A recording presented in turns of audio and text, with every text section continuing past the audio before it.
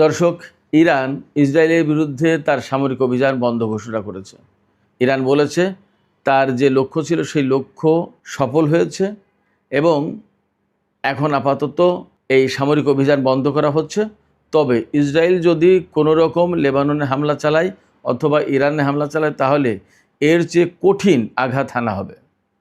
একইভাবে ইসরায়েলও সাময়িকভাবে ইরানের উপর হামলা বন্ধ করেছে। তবে ইসরায়েল সময় রাত 9টায়, তার মানে বাংলাদেশে তখন প্রায় রাত 12টা তো বাজবেই। স্থানীয় সময় রাত 9টায় নিরাপত্তা মন্ত্রিসভার বৈঠক ডেকেছে এবং সেই বৈঠকের সিদ্ধান্ত হবে বাদবাকি। এদিকে এই যে ইরান ইসরায়েলের বিরুদ্ধে অভিযান বন্ধ ঘোষণা করলো, কেন এই বন্ধ ঘোষণা করলো? হঠাৎ করে ইরান ইসরায়েলের বিরুদ্ধে কেন অভিযান শুরু করলো এবং কেন বন্ধ করলো, পেছনের কারণটা আসলে কি? নিশ্চয়ই পর্দার আড়ালে কিছু ঘটনা ঘটেছে, যার কারণে এইরকম কিছু হয়েছে। ইরান এই সিদ্ধান্ত নিয়েছে। ব্যাপারটা কি এমন?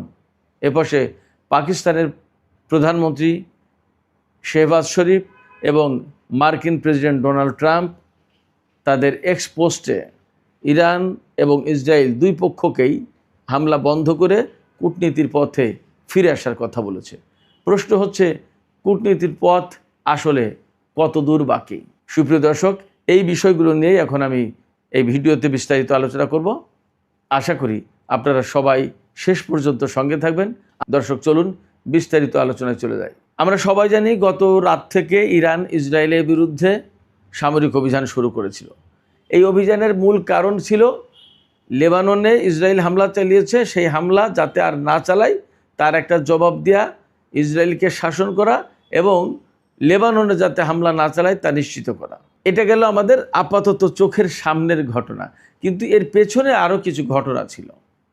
আপনাদের নিশ্চয়ই মনে আছে, লেবাননের প্রেসিডেন্ট, যিনি খ্রিস্টান সম্প্রদায় থেকে হয়েছেন প্রেসিডেন্ট, তিনি হচ্ছেন জোসেফ আউন। এই জোসেফ আউন আমেরিকার টেলিভিশন চ্যানেল সিএনএনকে দেওয়া সাক্ষাৎকারে কি বলেছিলেন মনে আছে? আমি বলেছিলাম কিন্তু ভিডিওতে। তিনি বলেছিলেন যে লেবানন হচ্ছে আমাদের দেশ, লেবানন ইরানের না। তিনি বলেছিলেন এটা আমাদের দেশ, এটা আপনাদের দেশ না। আমাদের দেশকে আমাদের মতো দেখতে দেন, আপনি এখানে নাক গলাবেন না, আপনি এখানে হস্তক্ষেপ করবেন না, আপনি আপনার মতো থাকেন, আমরা এখানে শান্তিতে থাকি। লেবাননের প্রেসিডেন্ট আরও সরাসরি বলেছিলেন যে ইরান লেবাননকে বার্গেনিং চিপ হিসেবে ব্যবহার করছে, অর্থাৎ দর কষাকষির হাতিয়ার হিসেবে ব্যবহার করছে। তো এরপরে ইসরায়েল কিন্তু লেবাননের সামরিক বাহিনীর উপর হামলা চালিয়েছে। 2 জন অফিসার, একজন ব্রিগেডিয়ার জেনারেল, একজন ক্যাপ্টেন এবং একজন সিপাহী মারা গেছে সেই হামলায়। এরপরে লেবাননের বিভিন্ন জায়গায় হামলা তো চালাচ্ছেই, সরাসরি লেবাননের রাজধানী বৈরুতেও হামলা চালিয়েছিল। এক সপ্তাহ আগে যখন ইরান হুমকি দিয়েছিল তখন কিন্তু হামলা চালাতে পারেনি ইসরায়েল, হামলা বন্ধ রেখেছিল। পরে ঠিকই তারা লেবাননের রাজধানী বৈরুতে হামলা চালিয়েছে এবং হামলা চালিয়েছে হিজবুল্লাহর সদর দপ্তরেও। এই যে সামরিক বাহিনীর উপর হামলা চালালো ইসরায়েল, লেবাননের রাজধানী বৈরুতে হামলা চালালো, এই হামলাগুলো কিন্তু শুধুমাত্র হিজবুল্লাহর উদ্দেশ্যে বা হিজবুল্লাহর উপর হামলা তা না। এই হামলা কিন্তু রাষ্ট্র লেবাননের উপরে, লেবাননের রাষ্ট্রীয় বাহিনীর উপরে। তারপরেও লেবাননের সামরিক বাহিনী তার কোনো জবাব দিতে পারেনি। লেবাননের যে প্রেসিডেন্ট জোসেফ আউন, তিনি একসময় সেনাপ্রধান ছিলেন, তিনি ইসরায়েলের বিরুদ্ধে একটি কথাও বলার সাহস পাননি, প্রতিবাদ করার কোনো ব্যবস্থা তিনি করেননি।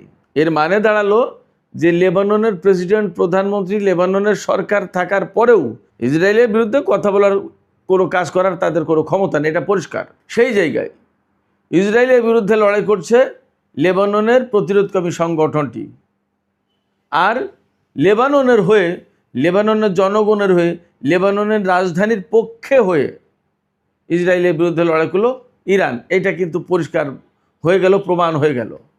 ইরান গতকাল এই হামলার ভেতর দিয়ে লেবাননের জনগণের কাছে, লেবাননের সরকারের কাছে এবং বিশ্ববাসীর কাছে একদম পরিষ্কার মেসেজ দিয়েছে যে আমরা লেবাননের জন্য কি করতে পারি এবং কি করছি, একদম পরিষ্কার দেখিয়ে দিয়েছে। অর্থাৎ ইসরায়েলের বিরুদ্ধে ইরান লেবাননের জন্য লড়াইও করতেও পারে, সেই মেসেজ একদম সারা বিশ্বের কাছে পরিষ্কার করে দিল। এখন লেবাননের জনগণ ইরানকে ভালোবাসবে না লেবাননের সরকারকে ভালোবাসবে, সেটাই তো এখন প্রশ্ন হয়ে দাঁড়িয়েছে। যখন ইসরায়েল লেবাননের জনগণকে হুঁশিয়ার করে দিয়েছিল, বিশেষ করে বৈরুতের জনগণকে, যে তোমরা বৈরুত ছাড়ো, আমরা হামলা চালাবো। তখন কিন্তু বৈরুতের জনগণ সরেনি কেন? যা ঠিক আছে, আমরা এখানে মরলে এখানেই মরবো, বাঁচলে এখানেই বাঁচবো, আমরা সরবো না। এবং তাদের একটা ভরসা ছিল, যদি লেবাননের রাজধানী বৈরুতে ইসরায়েল হামলা চালায় তাহলে ইরান এখানে অ্যাক্টিভ হবে, এখানে ইরান কিছু করবে। এটা গেল লেবানন কেন্দ্রিক রাজনীতির ব্যাপারে ইরানের ডিপ্লোমেসি পলিসি এবং ইরানের ভূমিকা। ইরান কেন গত রাতে লেবাননের হয়ে ইসরায়েলের বিরুদ্ধে লড়াই করলো, তার একটা বড় কারণ হচ্ছে এটা।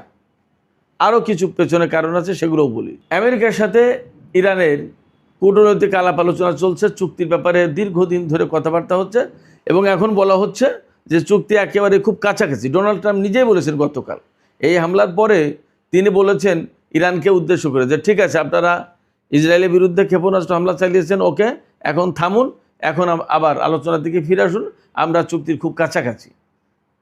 এবং পাকিস্তানের প্রধানমন্ত্রী শেহবাজ শরীফও এক্স অ্যাকাউন্টে পোস্ট দিয়ে তিনি বলেছেন যে এখন আর যুদ্ধের সময় নয়, এখন কূটনীতির সময়, যুদ্ধ বাদে কূটনীতির দিকে ফিরতে হবে, কারণ একটা সিদ্ধান্তের খুব কাছাকাছি। এই অবস্থায় কোনো মতেই যুদ্ধের দিকে যাওয়া যাবে না। দুই পক্ষের প্রতি আহ্বান জানিয়েছেন যে ধৈর্য ধরুন, যুদ্ধের পথ ছাড়ুন। এবং ডোনাল্ড ট্রাম্প সরাসরি দুই পক্ষের কাছেই বেশ শক্তভাবে বার্তা দিয়েছে যে আপনারা যুদ্ধ বন্ধ করুন, আমরা আলোচনার পথে ফিরে আসি, আমরা চুক্তির কাছাকাছি। এই যে চুক্তির কাছাকাছি, আলোচনায় ফিরে আসুন, যুদ্ধের পথ বন্ধ করুন, আপনারা ধৈর্য ধরুন, আপনারা যুদ্ধ বন্ধ করুন, ডোনাল্ড ট্রাম্প এবং পাকিস্তানের পক্ষ থেকে বা বিশ্ববাসীর পক্ষ থেকেও একই ধরনের বার্তা দেওয়া হয়েছে। এই জায়গাটা ইরান উপেক্ষা করলো না। তার মানে কূটনীতি এবং বিশ্ববাসীর প্রতি সম্মান দেখিয়ে কূটনীতির পথে ফিরে আসলো। এবং ইরান বলেছে যে আমরা ইসরায়েলের উপর যে হামলা চালাম তাকে আমরা শাসন করার যেটা দরকার সেটা করেছি। এখন যদি আমাদের কথা না শোনে, সে যদি আবার লেবাননের উপর হামলা চালায়, তাহলে আমরা আবার তাকে ভীষণ কঠিন মারতে হচ্ছে, যা দিয়েছি তার চেয়ে বেশি শায়েস্তা করব। আবার ওপাশে বিশ্ববাসীর যে কূটনৈতিক প্রচেষ্টা যে আহ্বান, তার প্রতিও সম্মান দেখানো হলো। এবং ইসরায়েলের বিরুদ্ধে এই মুহূর্তে ইরান যে যুদ্ধ করতে চায়, ইরান যুদ্ধ করতে মুখিয়ে আছে, গায়ে পড়ে যুদ্ধ করছে, ব্যাপারটা এরকম যাতে হয়, সেটাও কিন্তু আবার ইরানের একটা বড় লক্ষ্য। তারা যুদ্ধ করে কিন্তু আন্তর্জাতিক জনমতটা তার পক্ষে রাখে, এটা ইরানের একটা বড় কৌশল। সেই কাজটা করলো। তারা দেখালো যে আমরা যুদ্ধের ভেতরেও আছি, আমরা কূটনীতিতেও আছি, যদি যুদ্ধ করতে চাও তার এই নাও যুদ্ধ। তাই বলে ইসরায়েলকে দুই ঘা মেরে দিল। আবার কূটনীতির পথে ফিরে এসে বললো ঠিক আছে, বলো কি কূটনীতি আছে তোমাদের সামনে, কি আলাপ আছে তোমাদের টেবিলে, চুক্তির কি অবস্থা তোমাদের টেবিলে, বলো।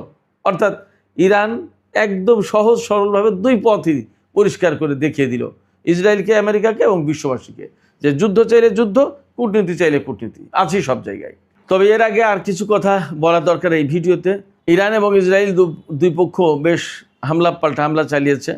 এপাশে ইয়েমেনের পক্ষ থেকে কিন্তু ঘোষণা ছিল একটা, যে ইয়েমেন তো যুদ্ধে জড়িয়ে গিয়েছিল, তারা ক্ষেপণাস্ত্র মেরেছে ইয়েমেন থেকে, এবং তারা পরিষ্কার করে বলেছিল যে যদি ইসরায়েল বাড়াবাড়ি করে, যুদ্ধ যদি কন্টিনিউ করে, তা লেবাননের বিরুদ্ধে যুদ্ধ যদি কন্টিনিউ করে, তাহলে কিন্তু বাবাল মানতে প্রণালী বন্ধ করে দেবো, লোহিত সাগর দিয়ে ইসরায়েলের কোনো জাহাজ চলবে না, ইসরায়েলের জাহাজ একদম টোটালি চলাচল বন্ধ হয়ে যাবে। এবং এখনও বন্ধ, ইসরায়েলের জাহাজ লোহিত সাগর দিয়ে চলতে পারবে না। এই যে ইয়েমেনের পক্ষ থেকে যে ঘোষণা, এটা কিন্তু গুরুত্বপূর্ণ একটা ঘোষণা।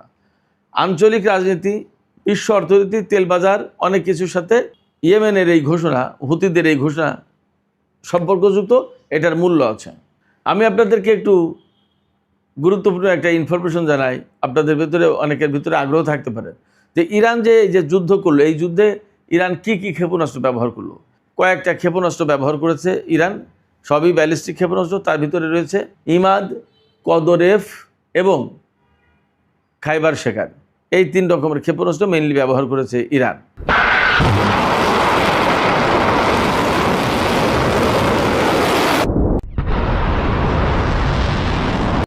এই খাইবার শেখান ক্ষেপণাস্ত্রটা এর ভিতরে সবচেয়ে গুরুত্বপূর্ণ, এবং এটা হাইপারসনিক মিসাইল। এই হাইপারসনিক মিসাইলের বৈশিষ্ট্য হচ্ছে, যে ক্ষেপণাস্ত্র ব্যবহার করা হয়েছে হাইপারসনিক ইরানের পক্ষ থেকে, সেটা শব্দের চেয়ে সর্বোচ্চ 9 গুণ গতিতে ছুটতে পারে। অর্থাৎ শব্দ প্রতি সেকেন্ডে যদি 1100 ফুট যায়, তাহলে এই খাইবার শেখান তার 9 গুণ যায়।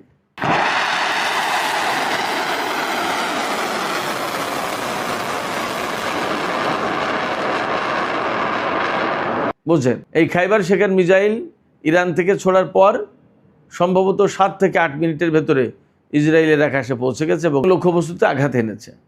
ইরান ইসরায়েলের কোথায় কোথায় হামলা চালালো? ইরান প্রধানত ইসরায়েলের 2 রকমের স্থাপনায় হামলা চালিয়েছে। প্রথমত রামাত ডেভিড বিমান ঘাঁটিতে, নেভাটিম এবং তেলনভ, এই দুটো কৌশলগত বিমান ঘাঁটি, এই দুটোতেও হামলা চালিয়েছে। এর ভিতরে নেভাটিম বিমান ঘাঁটি হচ্ছে ইসরায়েলের দক্ষিণ অঞ্চলে, তার মানে আরও বেশি দূরে, সেখানে হামলা চালিয়েছে খুবই গুরুত্বপূর্ণ ঘাঁটিগুলো। আর হামলা চালিয়েছে হাইফার তেল শোধনাগার বা তেল যে স্থাপনা আছে তেলের, এই সমস্ত জায়গায়। ইরান কিন্তু আগে এই তেল স্থাপনায় হামলা চালায়নি। ইসরায়েল যখন ইরানের খুজেস্তান প্রদেশের মাহার শাহর শহরে একটি তেল স্থাপনার উপর হামলা চালিয়েছে, তারপরে প্রতিশোধ হিসেবে ইরান ইসরায়েলের হাইফা বন্দরনগরীর তেল স্থাপনাগুলোতে হামলা চালিয়েছে। ইরানের পক্ষ থেকে দাবি করা হয়েছে যে হামলা চালিয়েছে ইরান ক্ষেপণাস্ত্র দিয়ে, তারপরে নিরাপত্তাগত এবং সাইবার হামলা যেগুলো চালিয়েছে তার সবগুলোই শতভাগ সফল ছিল। এপাশে ইসরায়েল ইরানের রাজধানী তেহরান, কেরমানশাহ প্রদেশ, তারপরে তাবরিজ শহর, কারাজ শহর এবং ইস্পাহান এই এলাকায় হামলা চালিয়েছে। কারাজ শহরটা কিন্তু তেহরানের একদম পাশেই, এখানে সামরিক ঘাঁটি আছে। তো ইসরায়েল যে জায়গাগুলোতে হামলা চালিয়েছে মূলত ইরানের সবই সামরিক ঘাঁটি বলা যায়, একটাই শুধু তেল স্থাপনা, বাদবাকি সবই সামরিক ঘাঁটি। এর ভেতরে ইরানের রাডার সিস্টেম সেট করা আছে এমন জায়গায়ও হামলা চালিয়েছে। তাতে ক্ষয়ক্ষতি কী পরিমাণে হয়েছে সেটা জানা যায়নি, তবে কোনো কোনো সূত্র থেকে বলা হচ্ছে ইরানের মোট 15 জন ইসরায়েলি হামলায় আহত হয়েছে। আর ইসরায়েলের কয়জন আহত হয়েছে তা পরিষ্কার না, আর একটু সময় লাগবে হয়তোবা। ইসরায়েলের ভেতর থেকে তথ্য আসা আসলে খুব কঠিন ব্যাপারে, একদম কমপ্লিটলি নিষেধাজ্ঞা দিয়ে রাখে যাতে কোনো মতেই গণমাধ্যমে এই খবরগুলো প্রচার না হয়। তো সুপ্রিয় দর্শক, আলোচনা শেষ করব। আলোচনা শেষের আগে আর একটু সামান্য বিশ্লেষণ করি। সেটি হচ্ছে আমেরিকা এবং পাকিস্তানের পক্ষ থেকে খুব জোর দিয়ে বলা হয়েছে যে যখন চুক্তির কাছাকাছি 2 পক্ষ, তখন এই যুদ্ধ চলা মোটেই ঠিক হবে না, যুদ্ধ বন্ধ করতে হবে। এবং ডোনাল্ড ট্রাম্প খুব জোরালোভাবে কথা বলেছেন এবং তিনি ইসরায়েলের প্রধানমন্ত্রী বেনিয়ামিন নেতানিয়াহুর সাথে ফোনেও কথা বলেছেন। প্রশ্ন হচ্ছে চুক্তি কি আসলে হতে যাচ্ছে কিনা এবং সেই চুক্তি হলে কি হবে এবং ইরান আসলে এই ব্যাপারে কি দৃষ্টিভঙ্গি পোষণ করে। চুক্তির জন্য ইরান এই যুদ্ধ বন্ধ করবে, ব্যাপারটা কেমন হয়ে গেল না? হ্যাঁ, এখানে কথা আছে। আসলে ইরান চুক্তি ব্যাপারে এক ধরনের চিন্তাও করে যে যদি চুক্তিটা হয় মন্দ হয় না কেন। এই ডোনাল্ড ট্রাম্প 2015 সালে চুক্তি ছিঁড়ে ফেলেছিল, বাতিল করেছিল। সেই ডোনাল্ড ট্রাম্পকে দিয়ে যদি আবার ইরান পরমাণু চুক্তি করতে পারে তাহলে ইরান আবার দেখাতে পারবে এবং অন্তত এই ডোনাল্ড ট্রাম্প আর ছিঁড়তে তো পারবে না। সে তো বলতে পারবে না যে আমি এই চুক্তি খারাপ চুক্তি করেছি, সে তো বলবে যে ভালো চুক্তি করেছি। কিন্তু আপনারা নিশ্চিত থাকুন যে কোনো মতেই ইরান ডোনাল্ড ট্রাম্পকে ভালো চুক্তি করতে দেবে না ইরানের বিরুদ্ধে। সেদিন বলেছেন একজন সেনা কর্মকর্তা, হয় খারাপ চুক্তি করতে হবে, না হলে তার চেয়ে খারাপ চুক্তি করতে হবে। ফলে ইরানের কাছ থেকে জিতে যাওয়ার কোনো পথ ডোনাল্ড ট্রাম্পের সামনে থাকবে না। এবং ডোনাল্ড ট্রাম্প এই মুহূর্তে তো চাপে, ইসরায়েলের প্রধানমন্ত্রীও কথা শুনছে না, ইরানও কথা শুনছে না। তার কথা উপেক্ষা করেই তো ইসরায়েল যুদ্ধ করলো এই গত রাত থেকে আজ দুপুর পর্যন্ত। ফলে ডোনাল্ড ট্রাম্প এখন বিপদে। এই মুহূর্তে এই যে যুদ্ধের ভেতরে সে চুক্তির কথা বলছে, তার মানে চুক্তিটা তার জন্য খুব জরুরি, চুক্তি করবে। এবং ডোনাল্ড ট্রাম্প যেহেতু এই চুক্তি পাওয়ার জন্য মরিয়া হয়ে উঠেছে, তার মানে ইরান যা বলবে অনেকটা তাই শুনেই তাকে চুক্তি করতে হবে। যদি তাই হয় তাহলে এই চুক্তি ইরানের স্বার্থ রক্ষা করবে অবশ্যই। সেই জন্য ইরান, আমার কাছে মনে হয় যে ইরান একটু দেখতেও চায় যে চুক্তিটা হোক না। তার মানে ইরান ডোনাল্ড ট্রাম্পের কাছে এই বার্তা দেবে চুক্তি যদি হয় যে ময়লা তুমি ছড়িয়েছিলে সেই ময়লা তোমাকে দিয়ে পরিষ্কার করালাম। সুপ্রিয় দর্শক, এখনকার আলোচনা এখানে শেষ করছি। আপনাদের কাছে কি মনে হয়, চুক্তির জন্য যদি ইরান এই দৃষ্টিভঙ্গি পোষণ করে আমি যে কথা বললাম, তাহলে কি ইরান সঠিক পথে আছে নাকি ভুল করছে? আপনাদের মতামত কমেন্টে জানাবেন। আর ভিডিও ভালো লাগলে লাইক, কমেন্ট, শেয়ার করবেন এবং চ্যানেলটি সাবস্ক্রাইব করে সাথেই থাকবেন। দর্শক, আপনাদের সবাইকে অনেক অনেক ধন্যবাদ। আল্লাহ হাফেজ।